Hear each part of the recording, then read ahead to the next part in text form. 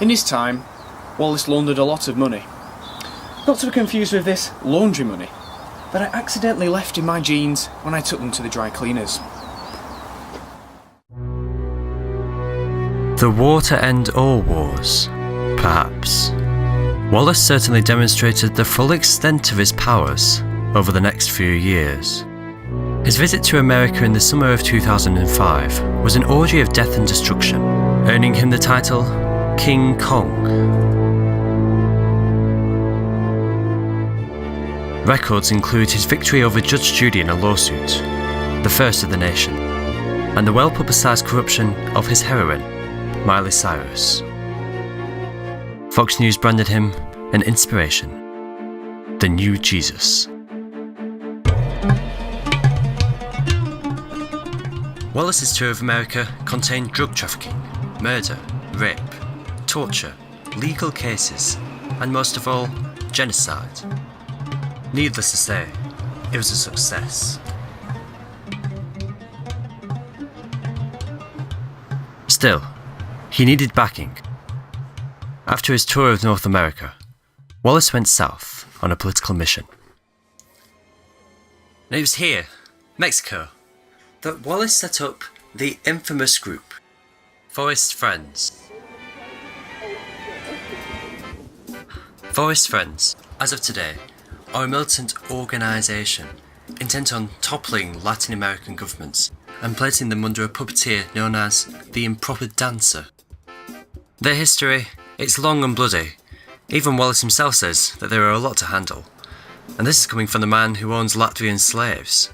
However, he did get a lot of funds from this expedition, and, in fact, using these funds, he was able to take on the Mafia yet again. Now, it might seem that so far, getting funds was the only thing he really accomplished while on tour. But let's not forget that Mexico is a volatile country and has a large supply of mercenary power. Power Wallace could tap into. After all, Wallace never worked alone. On this front, Wallace made a hugely unexpected move. He made contact with the Snickets, the very people who had burned down the Intrubé mansion in 2004. Over the years, two primary theories have emerged. The first being that the Snickets faked the extinction of the Intrubé line in order to give them more time to gather their strength and power, and the death of Don Crescetto was an unfortunate flaw in the plan. The second theory is that Wallace actually placed the whole Snicket family and enterprise, numbering some 80,000 employees, under the Imperius Curse, in a space of 3 hours. Naturally, we're inclined to believe the second theory is far more feasible. Now, as anyone with an understanding of magic knows, the Imperius Curse is a spell requiring a wand. Luckily, we have one to hand. This one was quite generously lent to us by the magician Tunuk. 12 inches in length, it has a unicorn hair at its core and is particularly good at charm work. Being of quite good magical ability in myself, I will be able to demonstrate the kind of effect that the Imperius Curse will have had on Wallace's victims. Let us try it on this jar here. Imperia! Stay still. Don't move. Be transparent. Exist. Finite incantatum. As you can see, the curse works wonders. There is very little doubt that Wallace was able to control the minds of 80,000 different people with the power of his wand and ensure the full support of the Snicket enterprises. This wand has seen many years of service, stretching back before the creation of magical schools or even wand shops. It's certainly the most powerful in Britain, except for that owned by Wallace himself. Made of yew, it's rather springy, so it's particularly apt at deflecting unfriendly spells. But this is interesting. The runes and adornments along its length seem to recall the Neolithic age, an age of great superstition. elemental forces, and rampant prostitution. A grand era. No doubt, democracy and nationalism were little older than this wand, which possesses a certain gleam of triumph in the face of the changing eras it has surpassed, and even conquered. But the real question is, will it blend?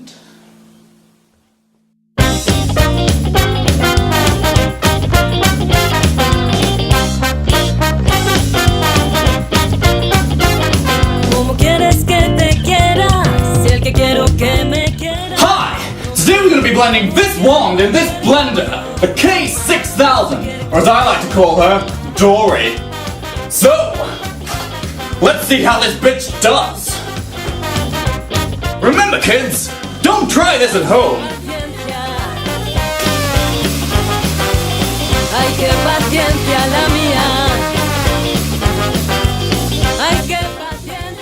I think it's safe to say we can scientifically conclude that Dory is one feisty bitch. Job well done, Dory.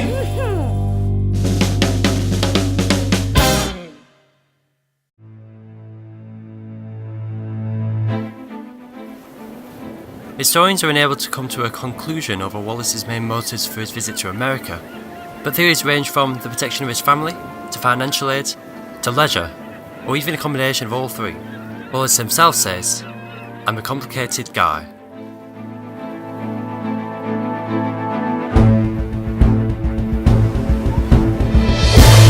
The next stage of our journey takes us to a legendary place. This is the island of Calypso, the ancient goddess of the sea. Crumbling fortresses litter the island, and tracks that were worn over thousands of years remain, a relic to a forgotten past. Our historians are looking for something extraordinary, something we believe was the key to Wallace's success over the past few years. Because there is no doubt about it, Wallace was incredibly successful in his struggles. He made his name on the music industry with a video that violated none of YouTube's laws, but was nonetheless described as the most disturbing video anyone had ever seen. It was only until several people went into hospital and claimed they had intubitis the video was finally taken down. On the celebrity side, he earned fame on a recent trip to London for single-handedly reconstructing the London Underground, making it slightly more heat efficient. He also achieved the record-breaking 10-minute seduction of none other than the Queen, who afterwards described him as a rather charming but short boy. But it's undoubtedly his military achievements which were his greatest. Wallace staged a climactic battle just off the coast of this island. It was Wallace and the Snickets versus the Hartsleys and the Mafia. Like this, the Feast of St. George, the battle was a spectacle. The waves crashed, the sea roared, the winds howled, and the rain lashed.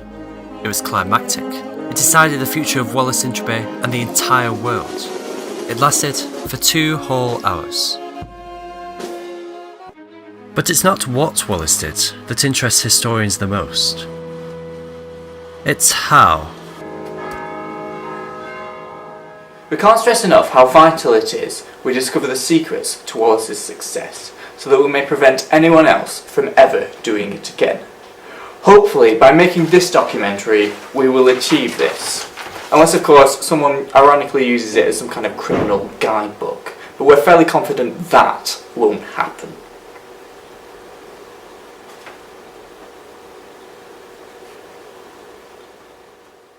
Today, we're setting out to meet the legendary Calypso ourselves.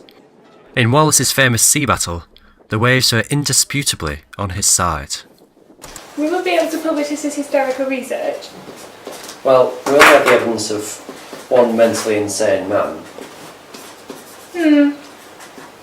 I'll do. We believe Wallace enlisted the help of Calypso in his battle with the Mafia. He revived the old tactic of turning to the gods. Finding her is a worthy challenge, and our historians are up to it. By uncovering clues from ancient sources, we found the trail.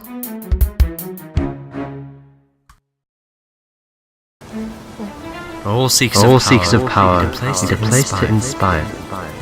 All seekers of power like to be seen in dramatic places. Find such place.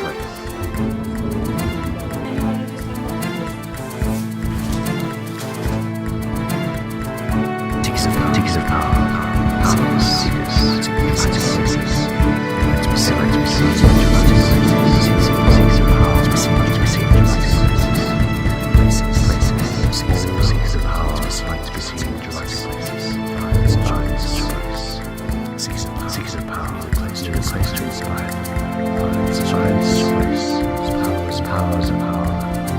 Right, guys, we don't have a budget to visit all these places. Are you sure we're ready to pay for it? What's on the other side? Yes, it's the production. Bastards. Ask and it shall be given unto you. Seek and ye shall find. Knock and it shall be opened unto you. Alleluia. Alleluia.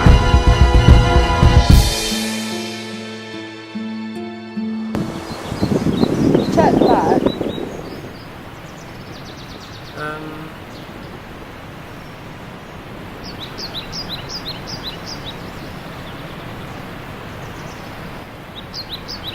P.S. I'm at Calypso's cave.